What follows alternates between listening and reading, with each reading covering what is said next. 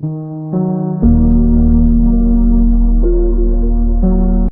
guys, White Witch 110 here. And we're going to pick up where I left off last night. Yes, I have been writing. The other story I was writing, I scrapped it. But I'm going to be using part of it in this one, which I think I originally called it If You're Here. But I believe, is it this morning? Might have been this morning. I was thinking about something that I wrote years ago and that I had lent to a friend of mine, and when I asked for it back a few weeks later, she said she'd thrown it out. I was quite pissed, but what could I do? That story was called Who Am I? Oh, that was written a long time ago.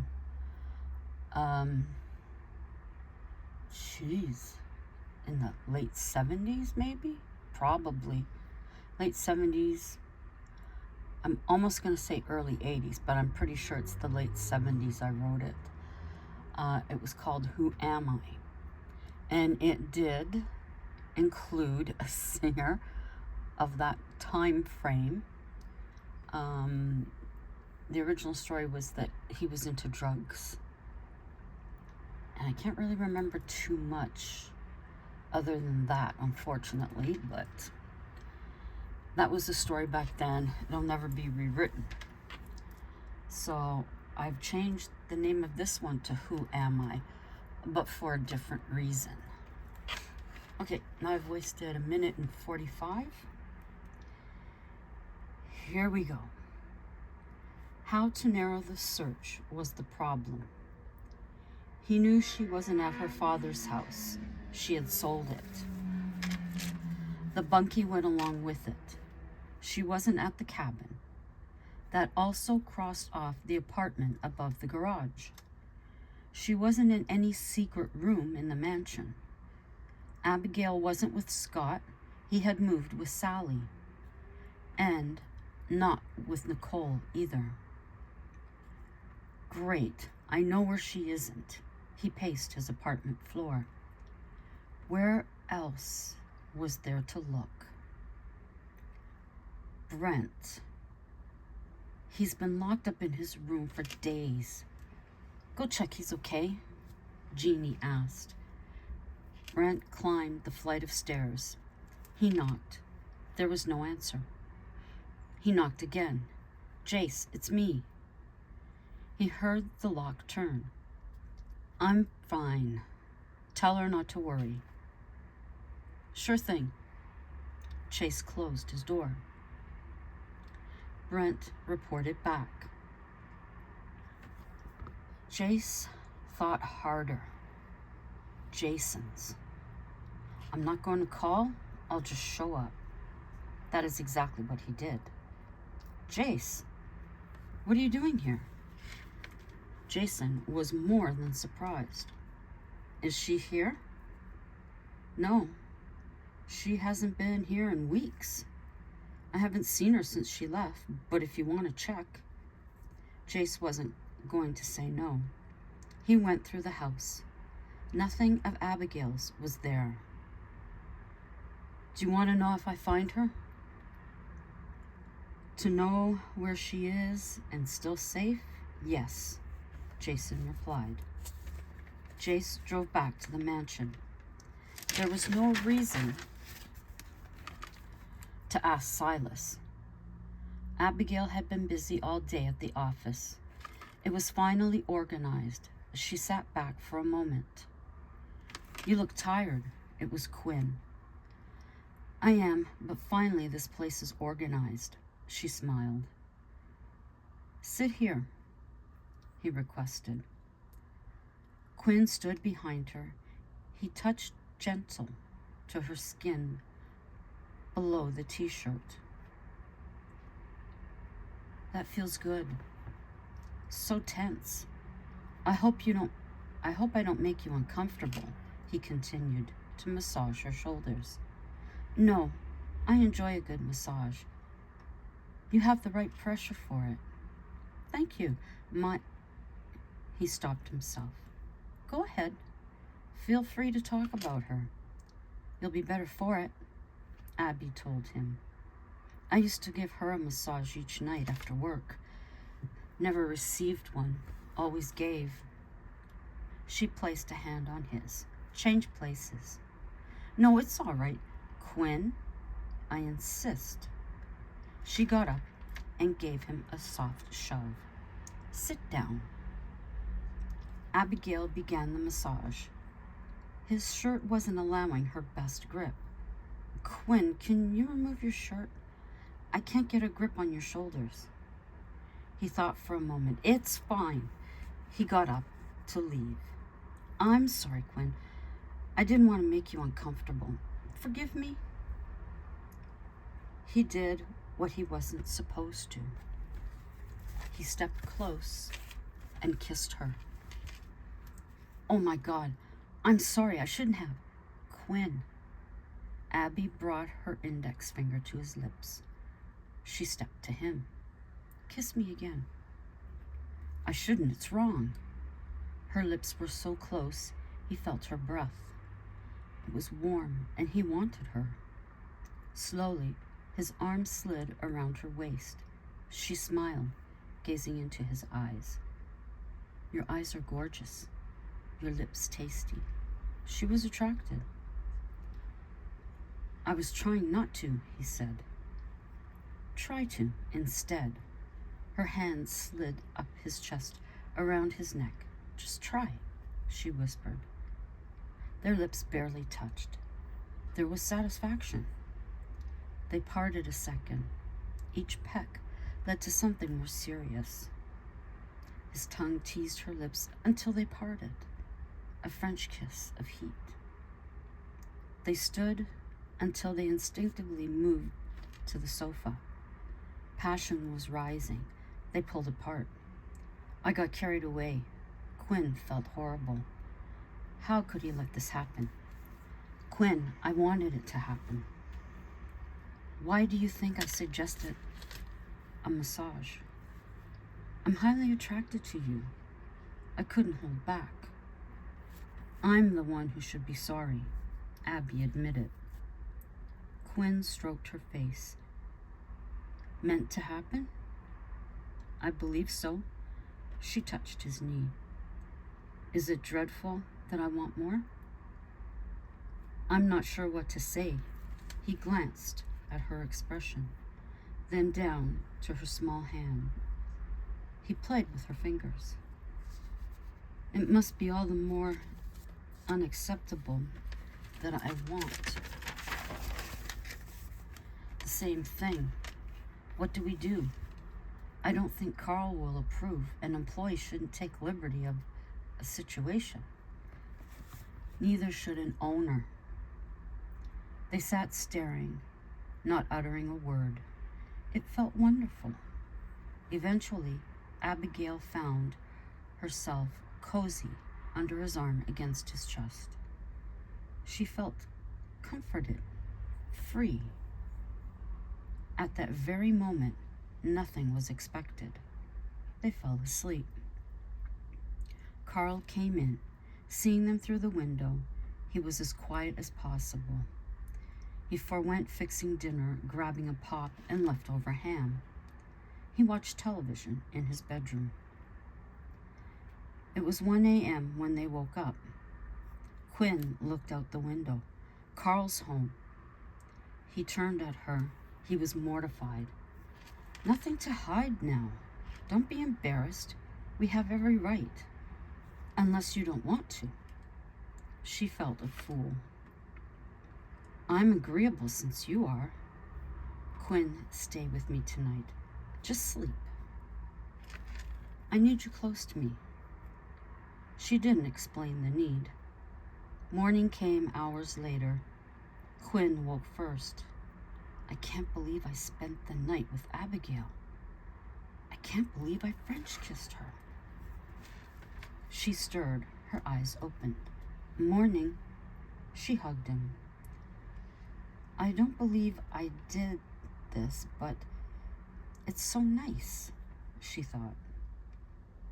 How are you feeling this morning? You regret it? Quinn had to know. I regret nothing. I did what I wanted. I have no one to answer to. In disbelief. Oh, you? In disbelief. I never imagined you'd be interested in a bloke like me. He rested his right forearm beneath his head. There's nothing wrong with you. Her hand traced his body. Muchly desired by me, she kissed his bare chest. I need to get ready for work. He took her left hand and kissed it. I'll get downstairs. He sat on the side of her bed. See you when I get back. He pulled on his jeans and his t-shirt. Abby dressed and kissed him goodbye. Carl had already left. In the evening, Carl was sure to get back early. Dear sister, what have you done? Carl joked. Nothing, why? The thought never crossed her mind. My apprentice? Deadpan expression. Nothing happened, dear brother. I seen you when I drove in. Looked rather cozy.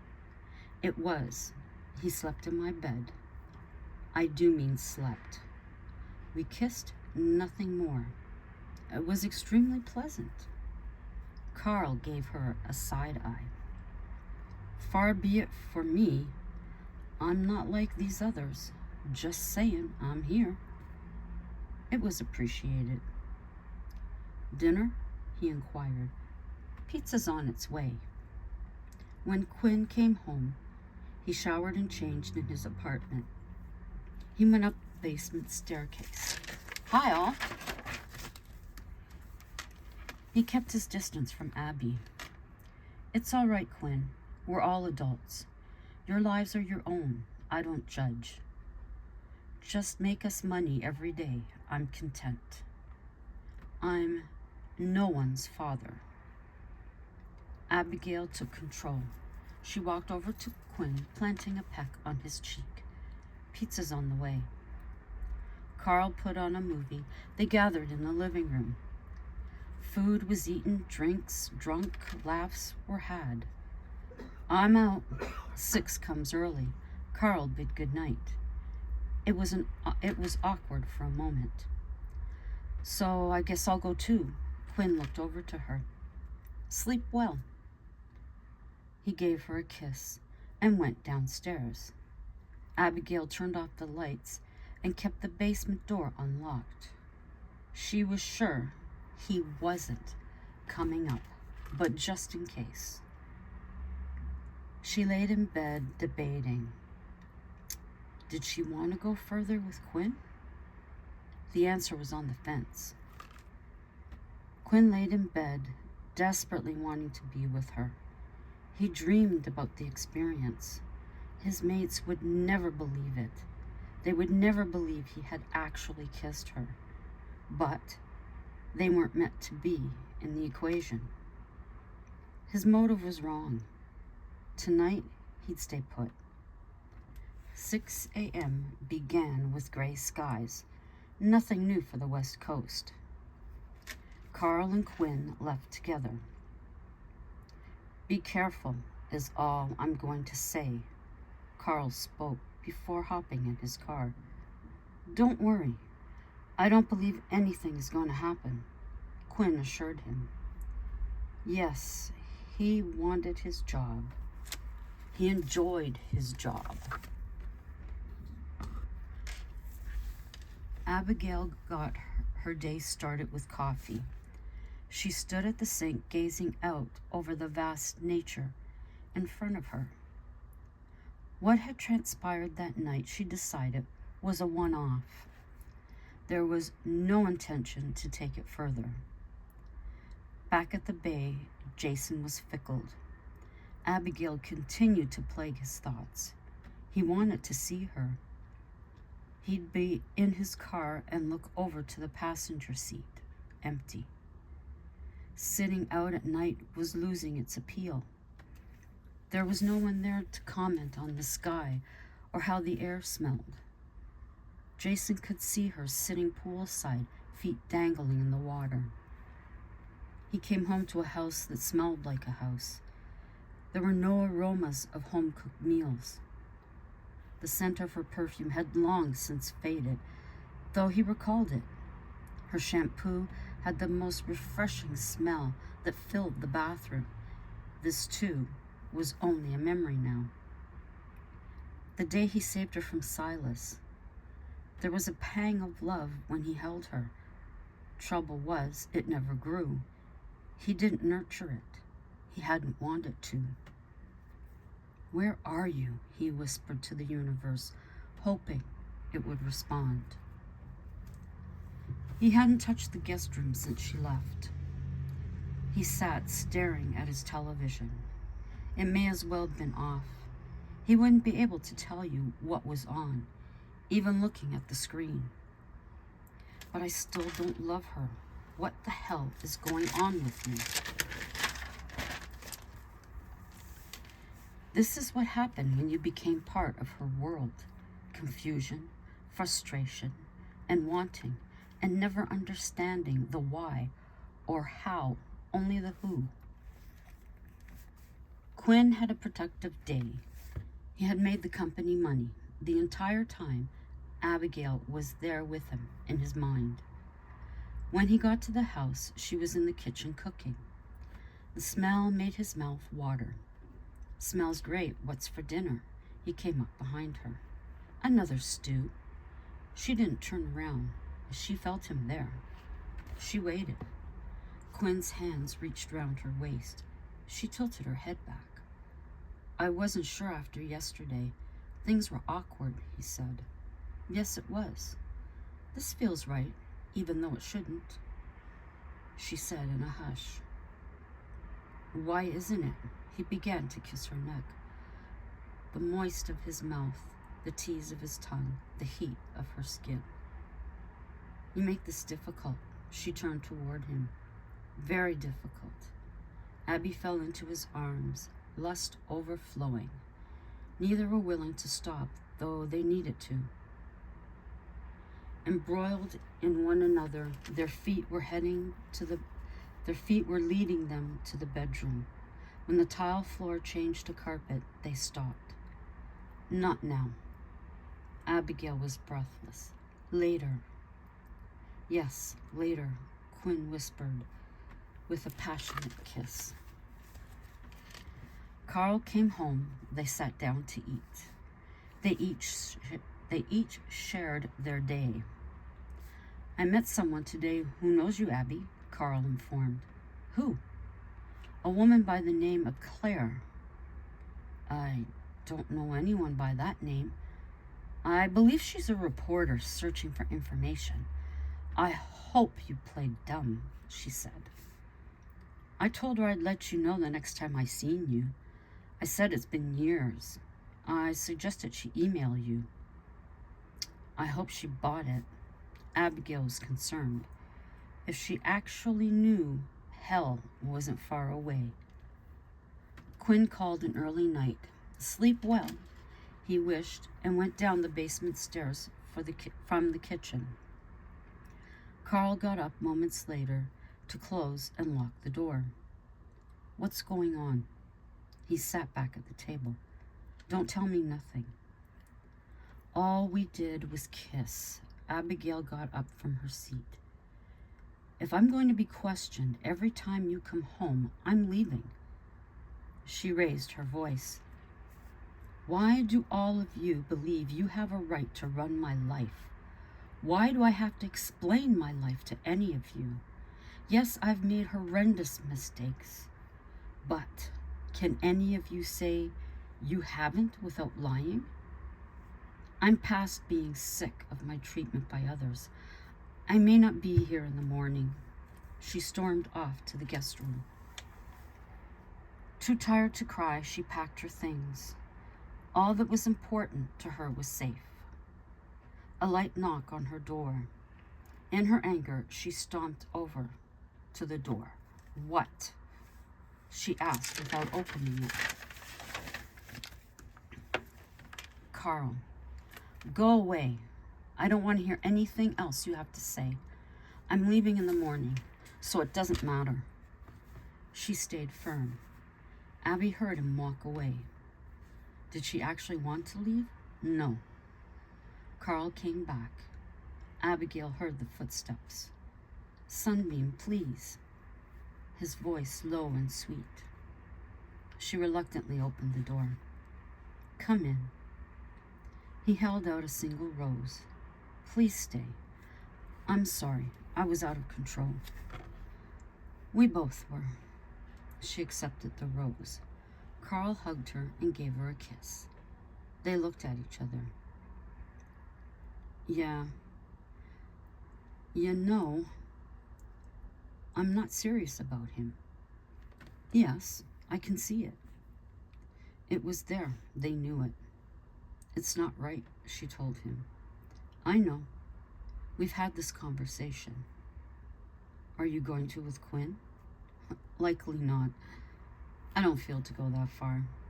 She closed her eyes. I want Jace. Don't hold back. Call him. No. She hugged Carl. He needs to come to me. He doesn't know you're here. Carl, he'll have to work it out. She kissed his cheek. Thank you. Carl kept hold of her hand. Come here. No, Carl, we shouldn't, she said. Truth is, I don't care. I need to find out. Let it happen. He stated strongly. I can't. It isn't right. She had been with Quinn. She couldn't. She felt cheap. Just one, his eyes begged. Abigail felt weak. Her head was spinning. The girl was out of control. This was exactly why she left the bay. There was no clear decisions for her. Now here was Carl, directly in front of her. She was reaching back to her younger years, the teenager Abby, who had been curious about Carl. As an adult, here is her chance.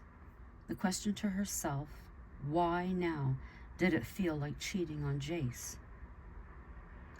There was this sentiment when she was with Jason.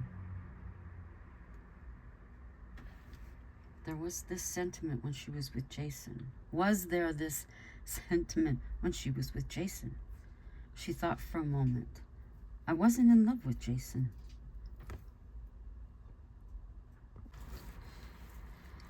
Sorry about that. My phone cut off for some reason. Okay, I'll just go back up here. The question to herself was, why now did it feel like cheating on Jace? Where was this sentiment when she was with Jason? She thought for a moment. I wasn't in love with Jason. But she would. Sorry about that. But she wasn't in love with Carl either. Or was she? Abby did recall how cute he was back then. He had become a stunningly handsome man. His looks alone would cause any woman to be attracted to him. She had the knowledge of his heart. The choice was all the more difficult. All this time she had been staring at him.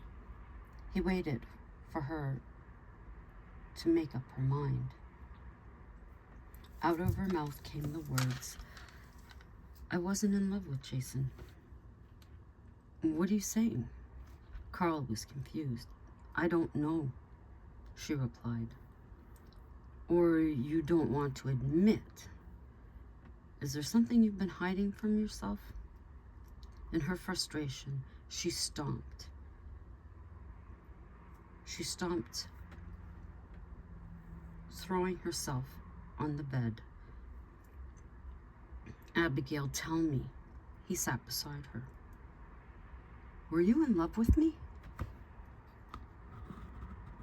He watched her face. Why didn't you say?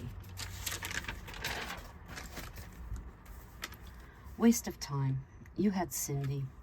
I moved to Toronto. I only seen you when I visited. Abby looked at him. 3 years older than me.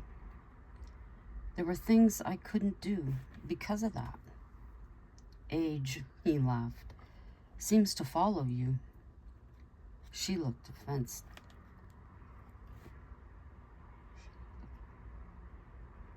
She took offense. Abigail lifted off her bed. Carl took her wrist, pulling her back down. A split second, his mouth was on hers. She wasn't resisting. When they came up for air, Carl was pleased. I've waited forever. You taste as sweet as I imagined. He pulled back the hair from her face. I had feelings for you since I first set foot on your dad's property. I needed to suppress my emotions. When I took you on the boat, when you left the first time, it was satisfying to have you so close. Recently, you have no idea what it's taken not to make a move. Then seeing you with Quinn through the window, I was jealous. He has no right to be so close. I couldn't say a word. I knew if my mother got wind, she'd do what she always did. You were better off with Cindy. No complications. The same applies now. You don't need my baggage. That isn't for you to decide. I know what I can handle. One thing I can't is Jace. Even saying that, I had to let this happen. Quinn had heard the entire conversation through the register. He realized it was nothing serious. It was just a bit of fun. He'd never be in her bed. He was staying at the job that he loved. Jace had to find Abigail. Jason felt the same. Unknowingly, to each other, they were attempting to figure it out. Jace was the first. It took him long nights before it clicked. Jason was still in a fog. Jace made the 4-hour drive. He booked a room at a local motel. He wasn't going to make his presence known just yet. Carl, yes, Sunbeam? Share my bed? No, you share mine. Carl spoke in hushed tones. He placed his arm around her. Gently, he directed her to his room. Nerves were a real thing. There was personal pressure on both sides. They laid side by side, kissing passionately. They were building to the ultimate pleasure. It felt like teenagers afraid their parents would walk in. This is silly. Why are we being like this? Carl asked. I don't know, she responded. Carl took the step and didn't stop. Abigail was not disappointed. He was everything she had imagined. She cuddled in close when they were done. I don't regret a moment. I hope you feel the same. It's a relief, a wonderful relief. No regret or disappointment, she said. Let's stay here. There's no reason to get up. I'm enjoying you near me. Quinn was out on the water making money. Jace passed by the business. He seen one car and kept going. He noted her dad's boat. Carl wasn't out. Abigail wrapped herself in his robe. She gazed out the window. The car out front was familiar. Abigail knew that profile. It was Jace. Her heart leapt. She glanced back to Carl asleep in his bed. She stepped back as Jace's head turned. He had been spot on, and his assumption was correct. Abby's car was in the driveway. She showered and dressed. The hope was he was there. From the living room, she spied him. His hair was disheveled. His appearance, he appeared to need sleep. The following day, Carl went back to the boat. Abby would be home. It had been a restless night for Jace.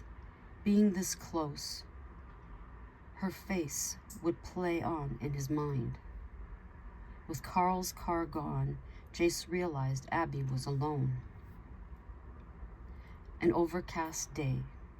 Abigail sat at the back, by the fire pit. The flames jumped. Warmth radiated out to her. Abigail. Tears filled her eyes. It was him. Without turning around, she spoke his name. Jace. He heard it in her voice. I found you. And I'm gonna leave it there. Of course I am. Why wouldn't I? So I'm gonna leave it there. And we shall continue tomorrow. And I'm going to go on and write some more. It's a warm day here at last. It feels like summer. So we already be bitching that it's too hot. We have the windows open, the door open, and we did have the blower going. Hey, Waverly. The cats, something has spooked them. Don't know what it is. There must be noise happening somewhere in the building, if not on this floor. Because yesterday it was Waverly. She was acting strange. Today it's Pearl. She was in the kitchen earlier and kind of peering out into the living room like she wasn't sure. But Sassy so far doesn't seem to be phased. But Pearl and Waverly, something's going on when we're not home. I'm not saying anybody's in here, but there's noises going on that have spooked them for sure. Or maybe I just need to sage the apartment. That could be it. Could very well be it. I don't know if you'll be able to see my new ring. Ghost Theory. Check these guys out. They are hilarious. They are really cool. They joke around, but their investigations, when they get down to it, solid, I think. They tell you what's what. They do not totally believe in using equipment, although they will, but they still try to ration it out in their head. The one episode from a haunted museum that was going to be closing, that would have been maybe from last month. They did tarot. They don't believe in it, but they did it. The first tarot reading, they wanted the tarot reading to say something about the spirits that were at the museum, but the reading of the 3 cards ended up having everything to do with Joe and what had been going on in his life at that moment. Totally gobsmacked the guy was. So the next reading they did was for Elliot. They figured, why not? His, although some of it hit, other ones you had to kind of weave it in to what was happening in his life. And then the third reading they did, they made it specific that it had to be for spirit in the building, and was it present or the future? It ended up, the reading of that card had to do with spirit. So something that they never believed in was so close, like, or with Joe, it's spot on. And as they said, you can read what the meaning is and then go ahead and turn it to mean your life. But his was so specific with the wording. It couldn't be anything else, definitely. So that was cool. That one was cool. They do have problems with people being in their locations where they are. In some cases, they leave. In other cases, in one of them, it was, I'm going to say they were teenagers or early 20s, and they ended up talking with them. Another case, they had a group of teens, 20s, that came in, and I believe they ended up going and doing a little investigation with them. So they're cool guys. Give them a chance. That's Ghost Theory. Check them out. If you like them, let them know in the comment of whatever video you watch that White Witch 110 sent you. They are very good, in my case anyways, of acknowledging the comments that you make. So that to me is great, because a lot of content creators don't. But they're one of the few that do, and I'm impressed. So, until the next time, ciao for now.